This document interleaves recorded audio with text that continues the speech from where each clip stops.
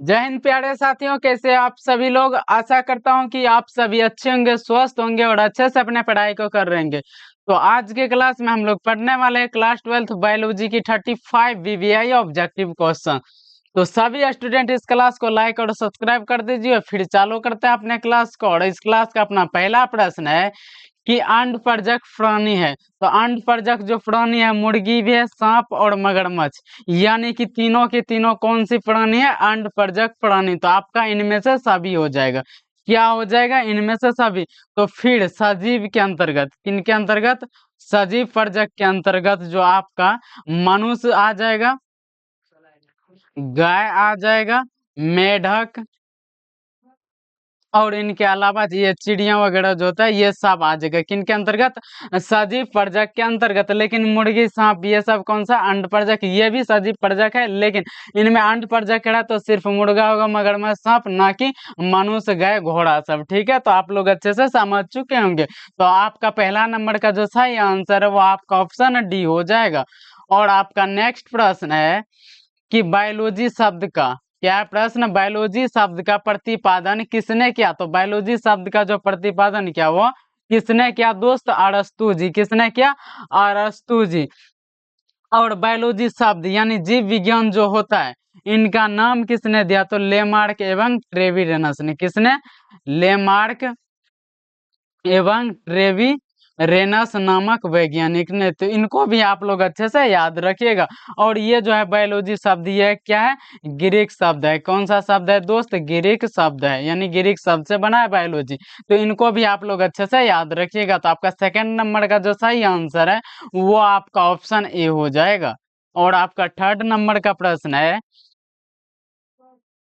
क्या है प्रश्न की पादपों में एम्फीबियन या उभयस्थानी किससे संबंधित है? तो वो जो संबंधित आपका ब्रायोफाइटस से संबंधित है। किससे संबंधित है दोस्त? ब्रायोफाइट्स से। तो आपका 3 नंबर का जो सही आंसर है वो ऑप्शन बी हो जाएगा। और आपका नेक्स्ट प्रश्न है कि निम्न में, क्या है प्रश्न? निम्न में कौन द्विगुणित संरचना है? तो द्विगुणित संरचना जो आपका युग्मनज है। क्या दोस्त? युग्मनज है। अगर आप लोगों से अंडाणु पूछे तो अंडाणु आप लोग अच्छे से याद रखिएगा एन, लेकिन भ्रूणपोष पूछे, क्या पूछे? भ्रूणपोष की संख्या, तो ये होता है आपका 3 एन। क्या होता है? भ्रूणपोष 3 एन, लेकिन अंडाणु एन होता है। तो ठीक है, तो आपका 4 नंबर का जो सही आंसर है वो ऑप्शन सी हो जाएगा। और आपका 5 नंबर का प्रश्न है कि पौधों पौधों जो जलीय वातावरण में नहीं पाए जाते हैं। पौधा का बात करें, लेकिन कैसा पौधा? वो पौधा जो जलीय वातावरण में नहीं पाए जाते हैं वो है। तो कौन है वो पौधा? तो वो आपका है हाइड्रा, ये भी जल में पाया जाता है। ट्राफा ये भी जल में, निलंब ये भी जल में, लेकिन बबूल जो होता है ये वातावरण में नहीं पाया जाता। तो आपका 5 नंबर का जो सही आंसर है वो आपका ऑप्शन डी हो जाएगा। क्या हो जाएगा? ऑप्शन डी सही हो जाएगा। और आपका नेक्स्ट प्रश्न है कि निषेचन क्या है? क्या प्रश्न है कि निषेचन क्या है? तो निषेचन जो है अंडाणु तथा नर न्यूक्लियस का संयोजन है। यानी आपका क्या हो जाएगा? निषेचन अंडा तथा नर न्यूक्लियस का संयोजन। तो आपका 6 नंबर का जो सही आंसर है वो ऑप्शन ए हो जाएगा। क्या हो जाएगा? ऑप्शन ए हो जाएगा। और आपका 7 नंबर का प्रश्न है कि इमेज इक्लेशन किससे संबंधित है? जो ये जो संबंधित है आपका संकरण से संबंधित है, यानी हाइब्रिड जिनको बोलते हैं। किससे संबंधित है? संकरण से। ठीक है। और इम्यूक्लेशन का जो इनका जो उद्देश्य था, क्या था इनका उद्देश्य? इनका इनका जो उद्देश्य था ये भी आप लोग अच्छे से याद कर लिए। इनका उद्देश्य था सेल्फ पोलिनेशन। कौन सा पोलिनेशन? सेल्फ पोलिनेशन को हटाना। क्या था? सेल्फ पोलिनेशन को हटाना और क्रॉस पोलिनेशन को लाना। क्या था? सेल्फ पोलिनेशन को हटाना और क्रॉस पोलिनेशन को लाना। किनका उद्देश्य था? तो उद्देश्य था इनका एम्यूसिकुलेशन का। ठीक है, तो आपका 7 नंबर का जो सही आंसर है वो ऑप्शन सी हो जाएगा। और आपका 8 नंबर का प्रश्न है कि क्या है? क्लोरेला निम्न में से क्या है? तो क्लोरेला जो है यह आपका एक क्या है? शैवाल है। क्या है दोस्त? तो यह एक शैवाल है। और ये भी कह सकते हैं यह एक कोशिकीय हरित शैवाल है। कैसा? ये तो शैवाल है, लेकिन कैसा शैवाल? एक कोशिकीय हरित शैवाल, कैसा शैवाल है दोस्त? हरित शैवाल है, कौन सा? क्लोरेला, ठीक है। और यह हरे रंग का होता है, क्या हरे रंग का होता था? क्लोरेला, क्योंकि इनमें क्लोरोफिल पाया जाता है। क्या पाया जाता है दोस्त? क्लोरोफिल पाया जाता है। तो ये भी आप लोग अच्छे से याद रखिए कि इन्हीं क्लोरोफिल के वजह से कैसा दिखाई देता है? हरा दिखाई देता। तो दुनिया की जितना भी पेड़ पौधा है वो हरा इसीलिए दिखाई देता है क्योंकि इन सबों में क्या पाया जाता है? क्लोरोफिल पाया जाता है। क्या पाया जाता है दोस्त? क्लोरोफिल पाया जाता है। तो आपका 8 नंबर का जो करेक्ट आंसर है वो ऑप्शन ए हो जाएगा। और आपका नेक्स्ट प्रश्न है कि निम्नलिखित में से कौन जलीय जंगली घास है? तो जलीय जंगली घास जो वो आपका क्या सब है? तो हाइड्रिला है और जलकुंभी है, यानी ट्रापा नहीं है। कौन सा है? हाइड्रिला और जलकुंभी। तो इनमें से ये दोनों हो जाएगा, क्या हो जाएगा? बी और सी दोनों, यानी आपका 9 नंबर का जो सही आंसर है वो आपका ऑप्शन डी हो जाएगा। क्या हो जाएगा? ऑप्शन डी हो जाएगा। और आपका 10 नंबर का प्रश्न है, क्या है 10 नंबर का प्रश्न? कि पिस्टिलेट शब्द का प्रयोग किया जाता है, यानी ये जो पिस्टिलेट शब्द है इनका प्रयोग किस लिए किया जाता है? तो इनका प्रयोग एक लिंगी स्त्री पुरुष पुष्प के लिए, किन के लिए? एक लिंगी स्त्री पुरुष के सॉरी पुष्प के लिए किया जाता है। किन के लिए? एक लिंगी स्त्री पुष्प के लिए। तो आपका 10 नंबर का जो सही आंसर है वो आपका ऑप्शन बी हो जाएगा। और आपका 11 नंबर का प्रश्न है कि परागकण हो सकते हैं। तो परागकण जो हो सकते हैं वो आपका एलर्जी कारक, क्या हो सकते हैं? एलर्जी कारक। तो आपका 11 नंबर का जो सही आंसर है वो आपका ऑप्शन सी हो जाएगा। क्या हो जाएगा?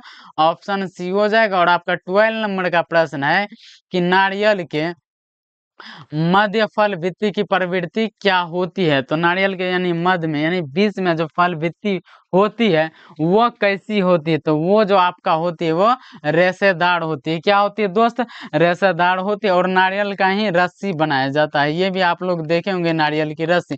तो वो कैसा होता है? रेशेदार, यानी रस्सी के समान होता है। ठीक है। तो आपका 12 नंबर का जो सही आंसर है वो आपका ऑप्शन बी हो जाएगा। क्या हो जाएगा? ऑप्शन बी हो जाएगा। और ये नारियल का वनस्पति नाम भी आप लोग अच्छे से याद कर लीजिए। क्या वनस्पति नाम इनका क्या होता है? कोकोस। क्या होता है दोस्त? Cocos nucifera.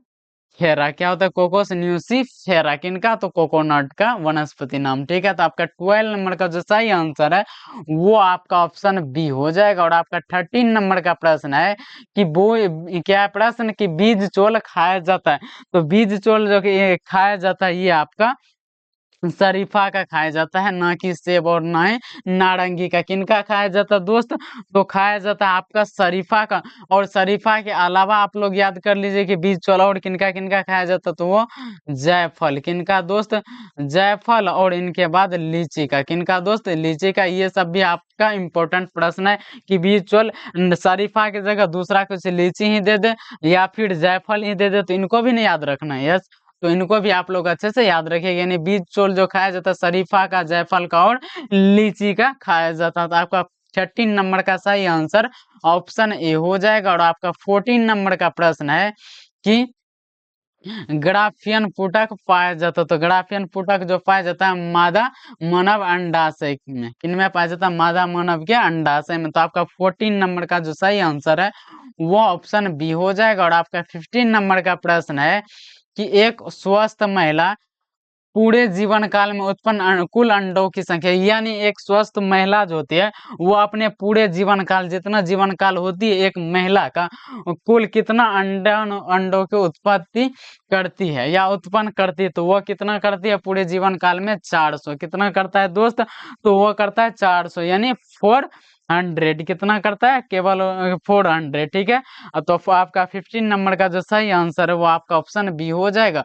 और आपका 16 नंबर का प्रश्न है कि परिपक्व शुक्राणु के, क्या प्रश्न? परिपक्व शुक्राणु के शीर्ष पर एक टोपीनुमा संरचना पाई जाती है, उसे क्या कहते हैं? जो टोपीनुमा संरचना पाई जाती है शुक्राणु की, किनके दोस्त? शुक्राणु के। यानी ये जो टोपीनुमा संरचना पाई जाती है इनका क्या नाम है या इनको क्या कहा जाता है? तो इनको जो कहा जाता है आपका कहा जाता है एक्रोसोम। क्या कहा जाता है दोस्त? तो इनको कहा जाता है एक्रोसोम। और ये जो है एक्रोसोम का जो निर्माण होता है यह किनमें होता है? गोल्जी बॉडी में होता है। किनमें होता है दोस्त? गोल्जी बॉडी में। और इसमें हाइड्रोक्लोरिटिक क्या पाया जाता है, एंजाइम पाया जाता है, किनमें, एक्रोसोम हाइड्रोलिटिक एंजाइम। तो इनको भी आप लोग अच्छे से याद रखिएगा। तो आपका 16 नंबर का जो सही आंसर है वो ऑप्शन ए हो जाएगा। और आपका 17 नंबर का प्रश्न है कि मानव शुक्राणु के एक्रोसोम का निर्माण होता है। तो ये जो मानव किस में होता है, अभी जस्ट हमने बताया किन में होता है दोस्त, वो होता है गोल्जी कैम में। किन में होता है, गोल्जी कैम में या फिर गोल्जी बॉडी, ठीक है, जो आप कह सकते हैं। तो आपका 17 नंबर का जो सही आंसर है वो ऑप्शन सी हो जाएगा। क्या हो जाएगा दोस्त, ऑप्शन सी हो जाएगा। और आपका नेक्स्ट प्रश्न है कि निम्नलिखित में से किस हार्मोन के द्वारा अस्ट्रोली कोशिकाओं का नियंत्रण होता है। तो वो जो नियंत्रण होता है ये आपका FSH कोशिकाओं के द्वारा, किनके द्वारा, FSH कोशिका, यानी फॉलिक्यूल स्टिम्युलेटिंग हार्मोन। क्या कह सकते हैं इनका फुल फॉर्म, फोली, क्या कह सकते हैं, फॉलिक्यूल स्टिम्युलेटिंग हार्मोन, ठीक है। तो आप लोग इनको भी आप लोग अच्छे से याद रखिएगा। तो आपका 18 नंबर का जो करेक्ट आंसर है वो आपका ऑप्शन बी हो जाएगा। और आपका 19 नंबर का प्रश्न है कि हीमो कोरियल अपरा निम्नलिखित में से किसमें पाया जाता है। तो ये जो हीमोकोरियल अपरा पाया जाता है वो पाया जाता है आपका मानव में। किन में पाया जाता है दोस्त, तो मानव में, यानी ह्यूमन में। तो आपका 19 नंबर का करेक्ट आंसर ऑप्शन सी हो जाएगा। और आपका 20 नंबर का प्रश्न है कि निम्नलिखित में से किसके विवर को कोरक रंध्र या ब्लास्टोपर के नाम से जानते हैं। तो वो जो जानते हैं आपका किनको, किनको, कंदुक को, किनको दोस्त, कंदुक को। तो आपका 20 नंबर का जो करेक्ट आंसर है वो आपका ऑप्शन ए हो जाएगा। क्या हो जाएगा, आपका ऑप्शन ए हो जाएगा। और आपका नेक्स्ट प्रश्न है कि कोपट्टी किसे रोकता है। तो कोपट्टी जो रोकता है ये आपका निषेचन को, किनको रोकता है दोस्त, निषेचन को, यानी फर्टिलाइजेशन को। किनको रोकता है दोस्त, फर्टिलाइजेशन को। तो इनको, या आप लोगों से पूछे कि निषेचन को रोकने के लिए किनका यूज करते हैं, तो कॉपर टीका, किनका दोस्त, कॉपर टीका। तो आपका 21 नंबर का जो सही आंसर है वो आपका ऑप्शन सी हो जाएगा। और आपका 22 नंबर का प्रश्न है कि जनसंख्या अधिक होने से क्या होता है। तो जनसंख्या अधिक होने से आय में कमी, जमीन की कमी, ये भी हो जाएगा, खनिज पदार्थ की कमी, तो ये भी हो जाएगी, यानी इनमें से सभी हो जाएगा। अगर जनसंख्या बढ़ेगा तो आय भी कम होगी, यानी पैसा की भी कमी हो जाएगी, जमीन की और खनिज पदार्थ की, ठीक है। तो यानी इनमें से सभी की कमी होना ही होना तय की, क्योंकि इनमें से सभी का मात्रा अधिक खर्च होगा। तो आपका 22 नंबर का जो सही आंसर है वो आपका ऑप्शन डी हो जाएगा। और आपका 23 नंबर का प्रश्न है कि एक शुक्राणु को सीधा अंडाणु में प्रवेश कराने की विधि को क्या कहते हैं, यानी डायरेक्ट किन में, अंडाणु में प्रवेश कराने की विधि को क्या कहते हैं। तो आपका ICSI कहते हैं। क्या कहते हैं, ICSI, यानी इंट्रासाइटोप्लाज्मिक स्पर्म इंजेक्शन। क्या कहते हैं, इंट्रोसाइटोप्लाज्मिक स्पर्म इंजेक्शन कहते हैं, ठीक है। तो आपका 23 नंबर का जो सही आंसर है वो आपका ऑप्शन बी हो जाएगा। और आपका 24 नंबर का प्रश्न है कि निम्नलिखित में से कौन यौन संचारित रोग है। तो यौन संचारित रोग जो है आपका ना टाइफाइड है, ना हैजा है, ना मलेरिया है, बल्कि सिफिलिस है। कौन सा है ये यौन संचारित रोग, तो ये आपका सिफिलिस है। और इनके अलावा आप लोग यौन संचारित का नाम याद कर लीजिए, एड्स। कौन दोस्त, एड्स, ये भी आपका यौन संचारित रोग है। और गोनोरिया, ये भी आपका।